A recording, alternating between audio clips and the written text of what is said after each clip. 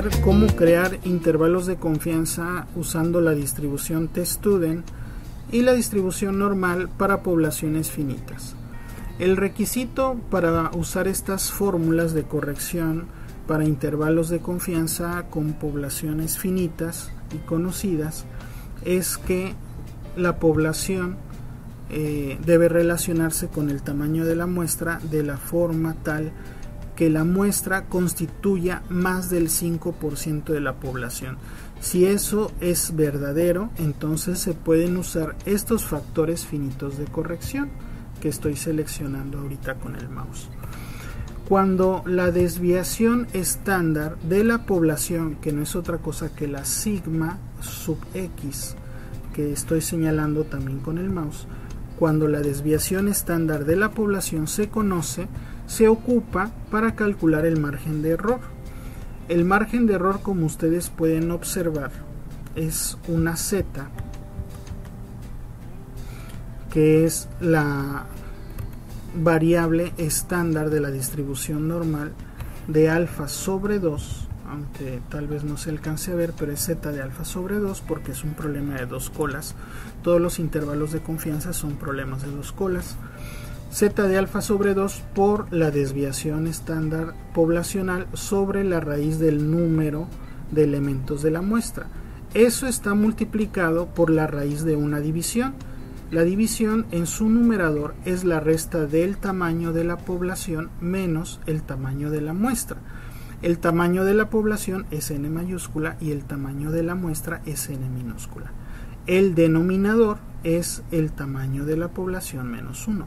Ese es el cálculo del margen de error cuando conocemos la desviación estándar de la población, y el intervalo de confianza simplemente le sumamos a la media el margen de error y obtenemos el límite superior de confianza, y si a la media le restamos el margen de error que ya nosotros calculamos anteriormente, obtenemos el límite inferior de confianza.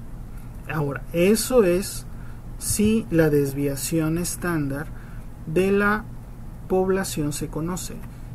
Segundo caso, cuando la desviación estándar de la población es desconocida, pues se aproxima con lo único que tenemos disponible, que es la desviación estándar de la muestra, que se simboliza con una S sub x. Todo lo demás es igual. Aquí la diferencia es que en lugar de usar z, estamos utilizando t, la t de student, y usamos el mismo formato. Es la desviación estándar sobre la raíz del número de elementos, la raíz de este quebrado, y el mismo o la misma lógica para calcular los intervalos de confianza. Vamos a verlo con un ejemplo. Determine un intervalo de confianza del 95% de confianza para los casos A y B siguientes. Caso A. Voy a colocar una tabla. La primera columna es la simbología, la segunda los valores y la tercera columna la descripción. Primero vamos a decir que tenemos una media de 15 unidades. La desviación estándar de la población la conocemos y es igual a 2 en el caso A. El número de elementos de la muestra es de 100 y el tamaño de la población es de 1000. Ahora, dado que 100 entre 1000 es 0.1 o el 10% de la población, entonces cumplimos con el requisito que nos colocan para que podamos usar estos factores de corrección, porque el mínimo necesario es que la muestra represente al menos el 5% de la población. En ese caso podemos usar esos factores de corrección para poblaciones finitas. Y dado que se conoce el valor de la varianza poblacional, usamos la primera o el primer renglón de la fórmula. Vamos a colocar la fórmula. Lo primero que tenemos que hacer es la media, que son 15 unidades.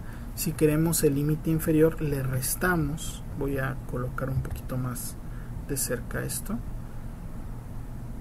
Si queremos el límite inferior, restamos el valor de z que nos pide, z de alfa sobre 2, que no es otra cosa que la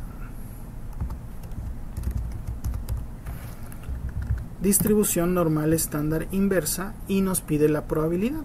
La probabilidad acumulada hasta un valor de la colita superior, en un caso de un nivel de confianza del 95%, recuerden que la parte de en medio es 95%, y le sumamos la colita de abajo, que es el 2.5%. Con eso ya obtenemos la probabilidad acumulada hasta el valor de z buscado.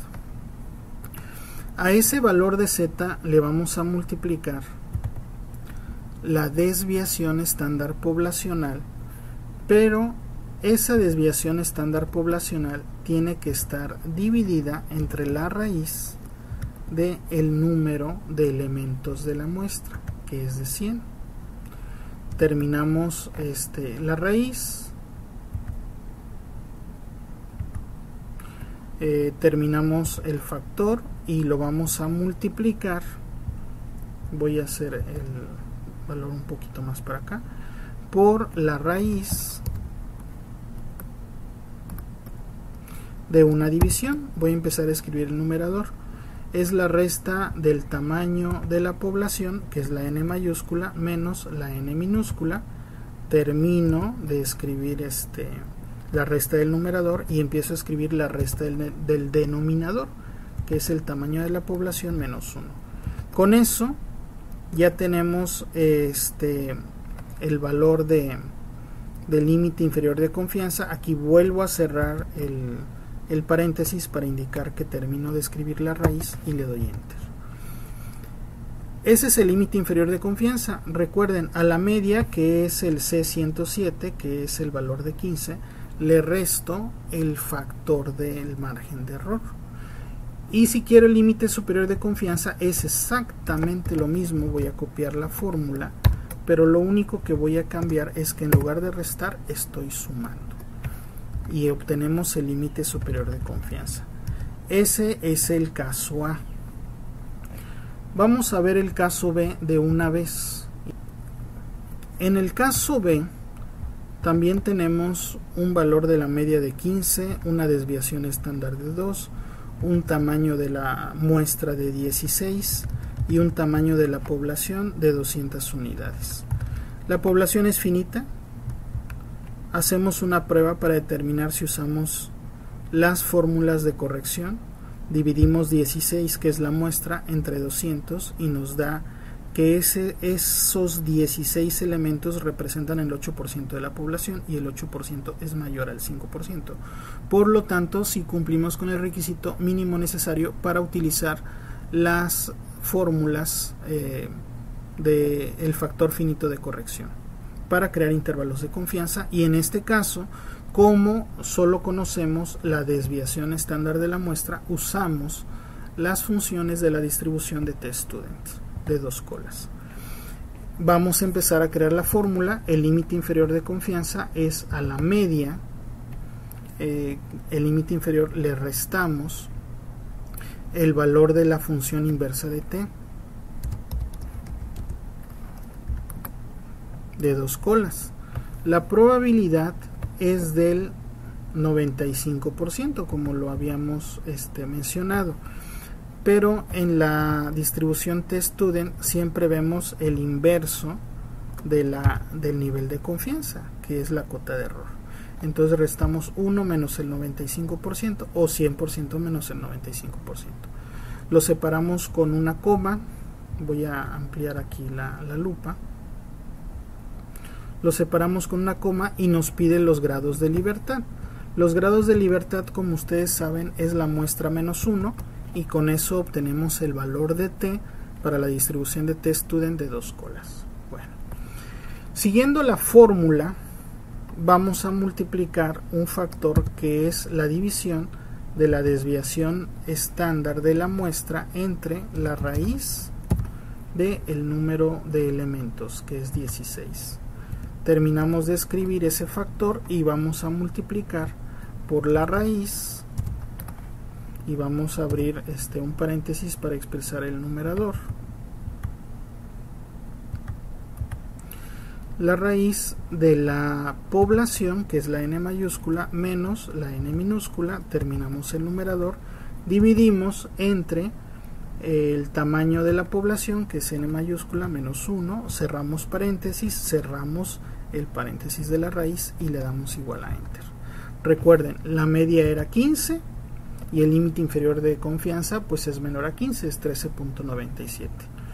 Para el límite superior de confianza es exactamente lo mismo, solo que en lugar de restar vamos a sumar. La media es 15 y el límite superior de confianza es de 16. Y eso sería todo con respecto a los intervalos de confianza para muestras finitas que cumplan con el criterio de el tamaño de la muestra, que debe representar más del 5% de la población.